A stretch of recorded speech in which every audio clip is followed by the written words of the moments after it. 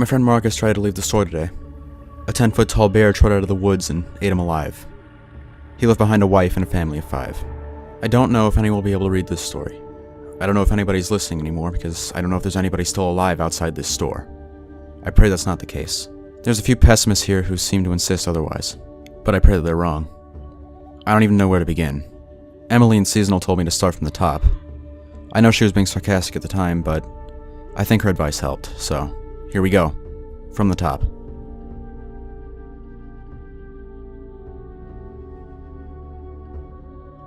Nobody knows how to rock an impending blizzard quite like the good people of the New Jersey shore. Panic pumps its way into our small beach towns quicker than urine in a teenager. The chain reaction of anxiety is truly a spectacle in and of itself. Armchair weathermen pop up in your Facebook feed, locals spread gossip at their favorite hotspots, predictions of an inch of precipitation quickly morph into promises of 2 and 3 feet plus. Gas stations run out of gas, coffee stores run out of coffee, and convenience stores run out of cigarettes. You get the idea. It's chaos. And there's no better place for that anxiety to manifest than the grocery store. Hundreds of people piled into the town Costco that morning, and I unfortunately counted myself as one of them. The storm was due to arrive within the hour, but, well, I never prepared for these things. My apartment still needed food and water and most of the essentials. After days of lazy debate and flicking back and forth between the Weather Channel and Netflix, I finally settled on the fact that the delivery guy might not be able to make it to my house that night. The first flakes of snow drifted through the sky as I pulled into the Costco parking lot. A line of grouchy locals were formed outside the large metal pull-down doors. Everybody acted unpleasant. Some rushed their empty shopping carts to the door to get there first. Others cut cars off in the lot, honked, and gave them the finger. True Jersey spirit. But you couldn't blame them. The arrival of the white stuff only increased the urge to get home before the storm. I flashed my membership ID card at the gate, and after a 5-minute wait, turned the corner into the store. A massive warehouse of empty shelves opened up before my eyes. It was beautifully uncoordinated chaos. Store employees waited by the doors and shouted to the bickering customers, "Welcome to Costco. Make it quick, folks, we're closing in half an hour." Lines began at the registers and dipped back towards the back of the warehouse. Sample booths were out of samples, the food court was out of food, the clothing department didn't even have jackets. Families chattered to each other nervously and skittered throughout the remaining goods, like ants over a rotting carcass. At that moment, I finally began to grasp the seriousness of this storm. I caught a plain-dressed guy shifting through the expiration dates on the bread aisle. He seemed normal enough, so when we crossed paths by the quesadilla wraps, I asked how much snow we were expected to get. He stared at me incredulously. Didn't you watch the news this morning? They've been watching this damn thing all night. We only came here because my son's diabetic. He paused, caught his breath, and examined my blank reaction. I said nothing. Seriously? They're saying it's gonna be biblical, man. Worse than they've ever seen around here. Something about a convergence of 3 cold fronts. The perfect storm. You know what they say. It's gonna be bad. A woman called out from over by the cherries. "Marcus, we gotta go.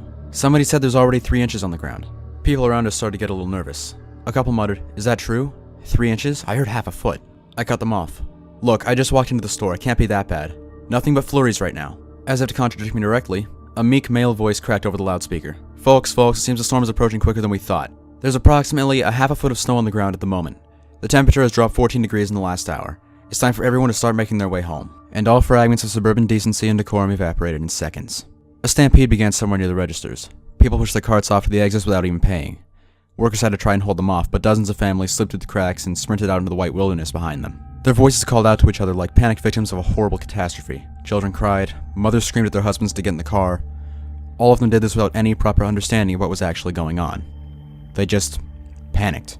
I still couldn't see much outside. There was just so many people. I laughed as the whirlwind of nervous bodies gathered around me. Unbelievable. I was just out there 5 minutes ago. I shouted the statement to Marcus and his family, but the stampede was on us too soon. He grabbed his children and moved his family towards the back. "Get the girls!" he shouted to his wife. "Let these animals leave." And so we did. People poured through the store and out the doors in droves. They knocked over plastic envelopes and cardboard boxes on the way. But nobody cared. They just ran. Finally, after about 15 minutes of struggle, hundreds of people exited the store into the white wilderness. At this point, I could finally see behind them, and there was a foot of snow on the ground. I quickly made my way through the aisles to grab a couple of essentials. I soon rushed my cart up to the counter as the last few employees attempted to mop up the mess of the stampede.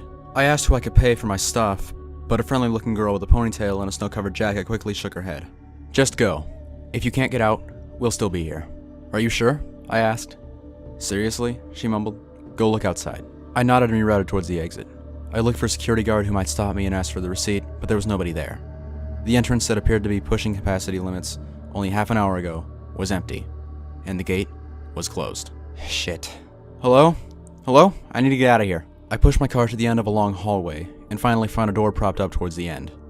Winds blew so aggressively that I thought it might fall off its hinges. I sprinted through the exit, but my car got caught in something outside, and I flipped over the cart in a dramatic tumble that left me face first in the snow. A chorus of voices called out through the storm somewhere in the parking lot. "Get in the car! Get in the car now!" somebody screamed. "What the hell is that?" said somebody else. "Get in the car!" shouted the first voice. A flash of boxed yellow opened up between the unyielding sheets of drifting white.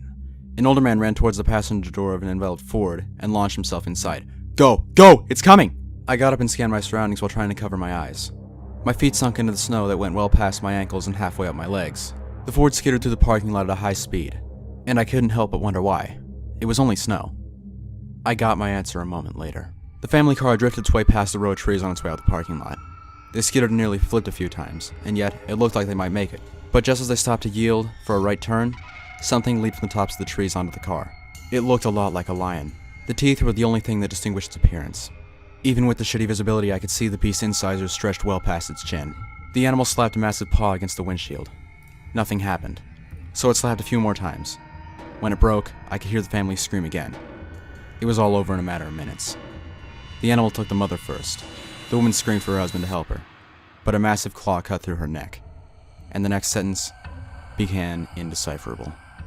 The father launched himself through the glass to try and fight back, but he soon met a similar fate. The creature took the children next. I tried not to watch their tiny little snow coats covered in blood. I tried to think about saving them, but they were hundreds of feet away now. The snow stacked up 2 feet at least, and by the time I would have gotten there, they would have already been dead. And so I closed the door like a coward. Their screams drifted over the sounds of the storm, but I locked both the handle and the deadlock. I pushed a row of carts in front of the door, then I walked back into the store. We heard screaming. I heard screaming. Was there an accident? Is everyone okay? My husband went out there. Did you see him? Did you? Well, don't just stand there, asshole. We heard a crash. People's lives are on the line. Say something. The word vomit combination of questions, comments, and accusations came in like an avalanche the moment I rounded the corner into the store. 16 different people stared from various corners of the massive warehouse. They looked like war-torn survivors of some modern, materialistic hell. One of them held a box of packaged peanuts like a weapon. Another was still trying to mop up the collapsed 24-pack of Mountain Dew spraying all over the main aisle. None of them looked at all prepared for what I had to say next. I couldn't possibly answer them all at once. I couldn't even explain to them if I tried. So, wordlessly, I gestured over my shoulder for the mom to follow as I turned around and headed back towards the door.